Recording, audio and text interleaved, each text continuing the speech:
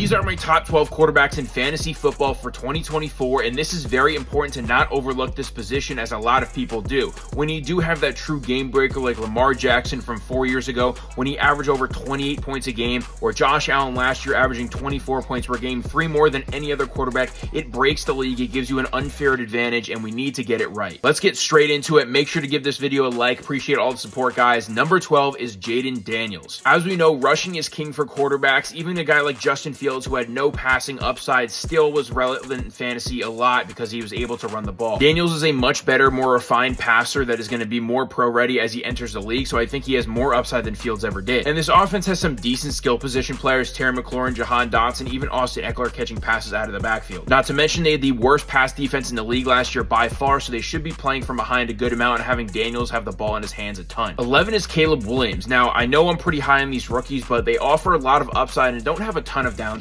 We've really never seen a number 1 overall quarterback get drafted into a situation quite like this. DJ Moore, Keenan Allen, and Rome Odunze is one of the best wide receiver trios in the league, and I think he could really thrive. He also has sneaky Mahomes-like rushing upside. I think his medium outcome is around the Jared Goff Tua range, but his upside is definitely much higher in that CJ Stroud Mahomes range. 10 is Jordan Love, who looked just like Aaron Rodgers last year. His throwing mechanics, his throw power, everything looked amazing, especially in the playoffs. He really came alive. He was number 2 in touchdowns last year and number 2 in red zone opportunity. He also had some sneaky rushing upside, having 4 touchdowns last year. If we can get like 5 or 6 this year, that's a huge boost in his fantasy value. But I will say the addition of Josh Jacobs probably takes away some of the rushing attempts in the red zone because Aaron Jones missed most of last year and AJ Dillon is just not that guy. Joe Burrow is at number 9, and he's a very tough one because that wrist injury, we're not sure how healed it is. He's back at practice, fully playing. T. Higgins is signed, so they should have the offense ready to go. But if you want to take the risk and you have Jamar Chase or T. Higgins on your team and you want to form that great stack with a lot of upside, I don't mind taking Joe Burrow. I'm just not taking him by himself. If you are drafting Jamar Chase inside the top 5 picks, it would make sense for you to draft Joe Burrow alongside him because you expect this offense to be all systems go. 8 is Dak Prescott, and he was legitimately in MVP conversations last year. He was 2nd in QBR and 1st in pressured completion rate. He was very good. He had the most red zone attempts in the entire league, and while they really only had CeeDee Lamb to throw to, they still threw the 4th most times in the NFL. I expect something similar this year. And we haven't seen it quite as much as of recent, but he does have a little bit of sneaky red zone rushing ability. 7 is going to be CJ Stroud. He had a great year, 3rd in yards per attempt and 2nd in air yards per attempt. It is very obvious he wants to air the ball out again. This is similar to that very efficient Joe Burrow season we saw 2 to 3 years ago, and I think that with the addition of Diggs, they do have the best wide receiver trio in the NFL. Not to mention Tank Dell missed a lot of time last year, so it was really only Nico Collins, and he was still that good. This could be insane. 6 is Anthony Richardson, and this honestly may be too low for him. Listen to the stats for the 3 games he did play last season. The 2 healthy games where he played the entire time,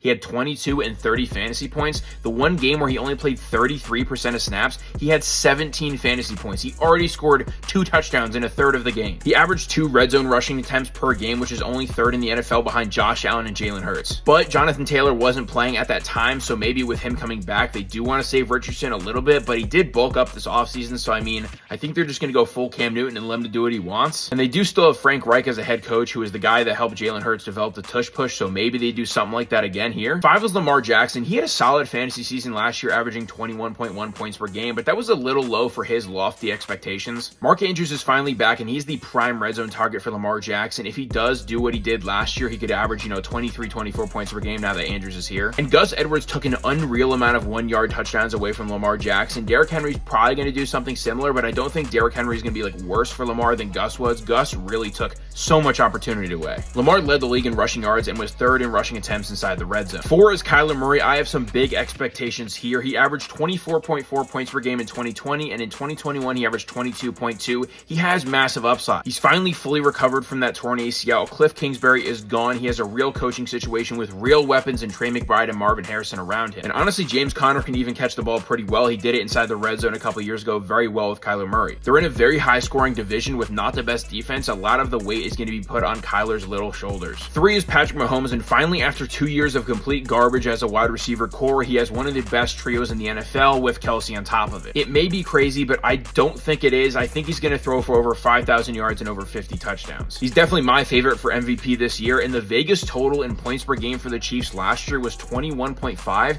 This year in the preseason, it's already at 27.5. Vegas fully expects this team to be much better on offense. Not to mention they lost L'Jarius Sneed. The defense shouldn't be quite as good as it used to be. 2 is Jaylen Herz, who averaged 21.9 points per game game last year that was the quarterback 2, but really he averaged 23.1 points per game. I'm not going to count that final game where he played 40% of snaps and everyone in the offense got hurt. There is a chance that the tush push is not used quite as much now that Jason Kelce is gone and Saquon Barkley joined the team, but I'm not really buying that. I still think he's going to have 10 plus rushing touchdown upside, and he definitely has a real shot to be the QB1 overall. But at number 1, the most consistent quarterback from a fantasy basis is always going to be Josh Allen. Nobody quite has the passing and rushing upside that he does. He had 15 rushing touchdowns last year, and listen to the split when the offensive coordinator got fired after week 10. In weeks 1 through 10, he averaged 4.8 rushing attempts per game, 24.6 yards per game, and 0.7 touchdowns. After he got fired, 9 rushing attempts per game, 40 yards per game, and 1.1 touchdowns per game. He had the second most red zone carries at 2.1 per game, and with them losing Stephon Diggs, who are they going to throw to in the red zone? Like, this dude is just going to carry it on his back again. Dawson Knox may have a revival, maybe Dalton Kincaid, but this dude is going to go nuts in the red zone on his own. And even though they do kind of have scrubs at wide receiver, I think where he's going to take the Mahomes approach from last year, where he still gets things done. I think he's good enough as a quarterback to work with whatever he's got. I hope you guys like this video. Drop a like, leave a comment what you guys want to see next, drop a follow, and I'll catch you guys in the next one. Peace.